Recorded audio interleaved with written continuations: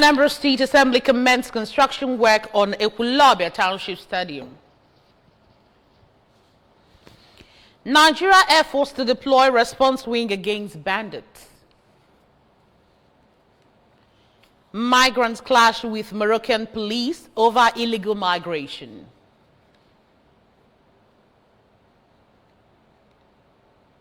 Before the news in detail, here's a special message. Governor Chukwuma Soludo has come for a total turnaround maintenance of the Anambra State economy and promotion of core Igbo values. Let's give him maximum support for the task ahead. Welcome to the news at 7. My name is Chidima Oranwa. Anambra State Governor's wife, Mrs. Nonya Soludo, has thrown support behind athletes who are currently representing the state at the ongoing 8th National Youth Games in Asaba Delta State. Mrs. Soludo, who was speaking in a statement released in Awka, said that they have already made an impressive start with 12 medals in the bag and urged them to go all the way out to clinch more laurels. The governor's wife noted that having won 4 gold, 4 silver and 4 bronze medals in the competition, the Anambra team is pitched to come out as one of the most successful teams in the journey and asked the athletes to embrace focus, courage and dedication.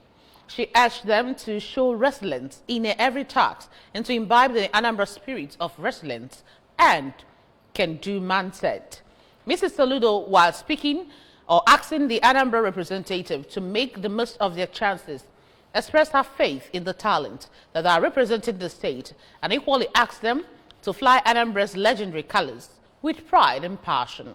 She also spoke about welcoming the team when the tournament is over and appealed to India Anambra to show support and love to the young athletes who are aiming to make the state and country proud.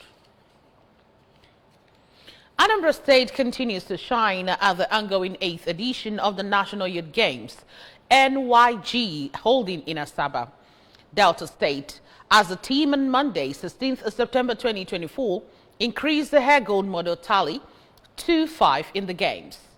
Chioma Ede West, the star of the day, winning a gold medal against all odds in the 800 meters event scene of the competition from the host, Delta State, for the short distance race.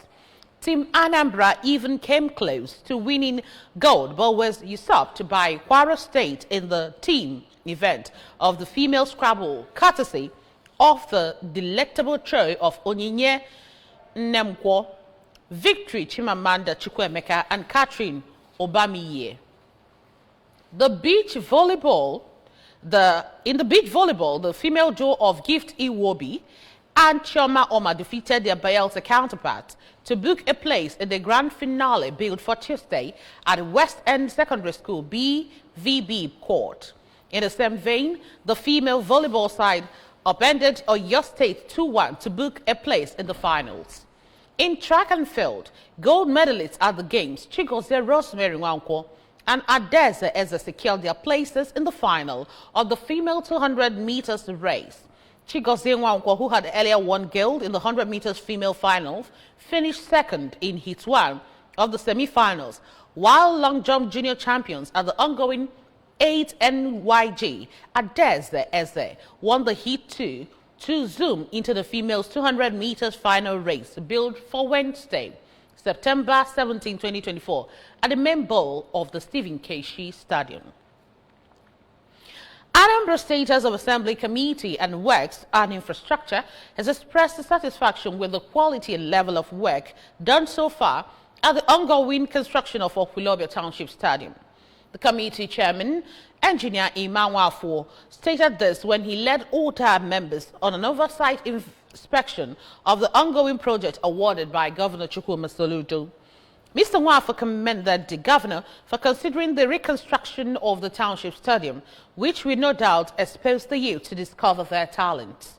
Shortly after inspecting the facility, the lawmaker noted that the structural alignment and materials being used were in order and solid for the work.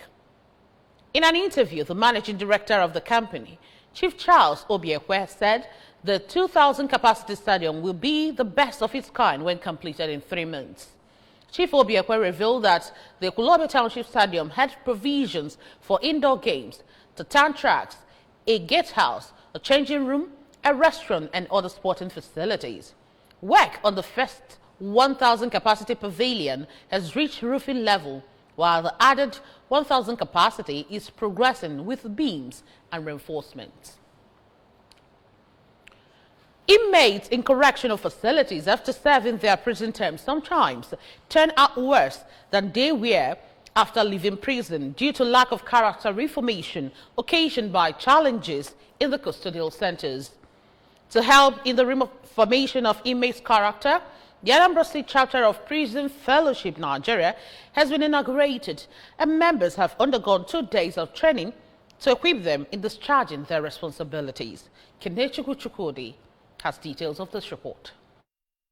Prison Fellowship Nigeria, Mr. Benson Iwago, a lawyer, explained that PFN is a faith-based organization made up of different Christian denominations aimed at reforming criminals in correctional facilities through the teachings of God's word to bring about behavioral change.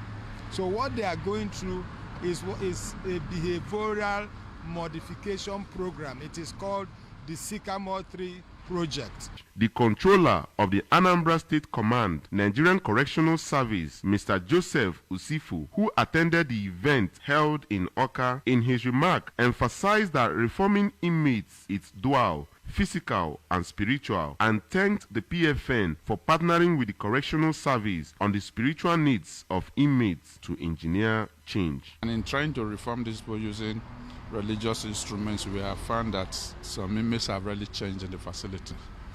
So it is no longer garbage in, garbage out. It is now garbage in, refined out. The head of training for PFN, Mr. Michael Ade, said rehabilitation and reintegration of inmates in partnership with the Nigerian Correctional Service through behavioral modification training for PFN volunteers is the core aim of the organization, noting that funding for effective service delivery is one of the organization's challenges. The state chairman of Prison Fellowship Nigeria, Apostle Peter Okoye, pointed out that the state chapter executives were elected last year and are being formally inaugurated, adding that the training acquired through the trainers for the task will help them impact inmates through God's love to become better citizens, including the skill and family empowerment they get. We are receiving training on how we can do this work better. Most of us have been in prison ministry over the years. But they now brought an innovation of how this work can be better done. Some participants, NCS officer Mr. Justin Nwachukwu and evangelist Ada Emecheta, agreed that the training is impacting and that they are ready to make a difference in the lives of the inmates through God's teaching and empowerment. The formal inauguration of the executive members and training rounds for participants, amongst others, formed the high point of the event. It's been Kenechukwu Chukwudi for ABS News. Plans are on the way to deploy the Quick Response Wing of the Nigeria Air Force, NAF, to the Northwest region to enhance military response and presence in vulnerable communities, the Chief of Air Staff, Hassan Abubakar, has revealed. This was disclosed in a statement issued by the Deputy Director of Public Relations and Information for the Nigerian Air Force, Group Captain Kabiru Ali. The statement said Abubakar made the revelation during an operational tour of the air component of Operation Hadarini Daji and the 213 Forward Operating Base in Katsina State.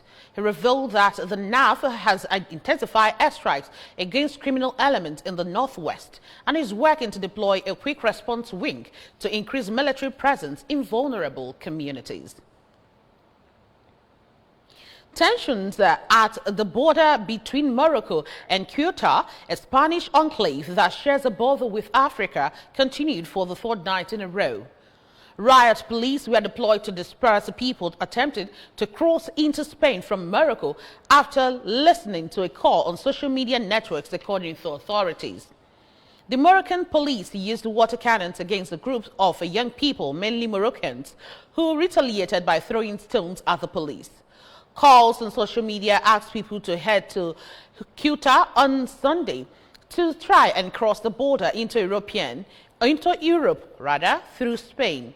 Moroccan intelligence agency DGSN said in response in post in a Facebook that 60 people were arrested on suspicion of inciting a mass migration attempt. The remains of the late Mrs. Bridget Edu have been laid to rest at her father's compound, Ibikboro Village, Onitsha, according to their customs and traditions. The late Mrs. Edu, who died at the age of 93, was a member of Otuado Society and a devout Christian. The burial service in her honor was held at St. Peter's BCM Anglican Church, Onitsha. Correspondent Esther Aswanya has the details. Edu, who died at the age of 93, was a member of Otuado Society of Onitsha and a devout Christian. During a burial mass in her honor at St. Peter's BCM Anglican Church, Onitsha, the vicar in charge of the parish, Reverend Chidi Okonkwo, described death as an inevitable end and a call every mortal must answer at a time unknown to them.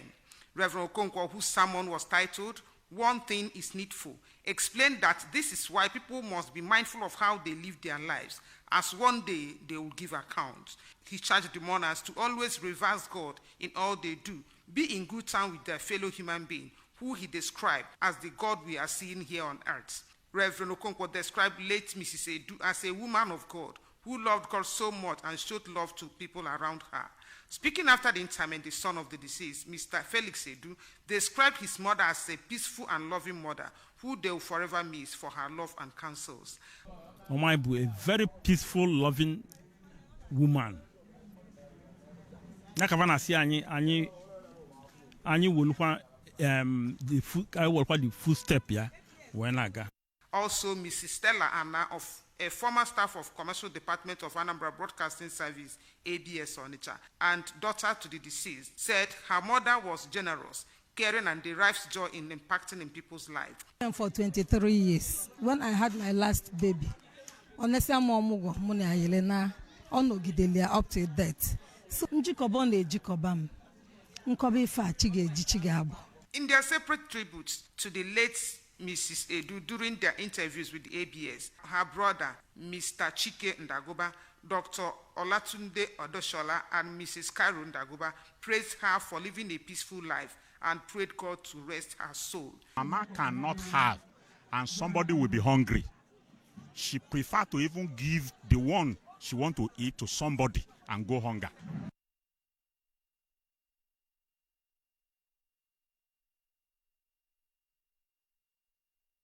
And that's just about it on the news tonight. But before we go, a quick reminder that you can follow news and programs on ABS from any part of the world by liking our Facebook page. Follow us at Anambra Broadcasting Service. Subscribe to our YouTube page or at ABS Television Oka. Follow us on X at ABS Radio TV and on Instagram at ABS Radio TV. You can also log on to our website at www.absradiotv.com. A quick recap of our major stories. Mrs. Saludo has applauded Anambra State athletes' stellar performance at the 8th National Youth Games. Anambra State Assembly has commended construction work on Ekwulobia Township Stadium. Nigeria Air Force to deploy response wing against bandits. And we told you on the forums in the migrant clash with Moroccan police over illegal migration. To end the news, here is a special message again. Governor Chukwuma Soludo has come for a total around maintenance of the Anambra State economy and promotion of core Igbo values. Let's give him maximum support for the tax ahead. And that's it on the news tonight. Thank you so much for joining us. My name is Chidimma Orangwa. Good night.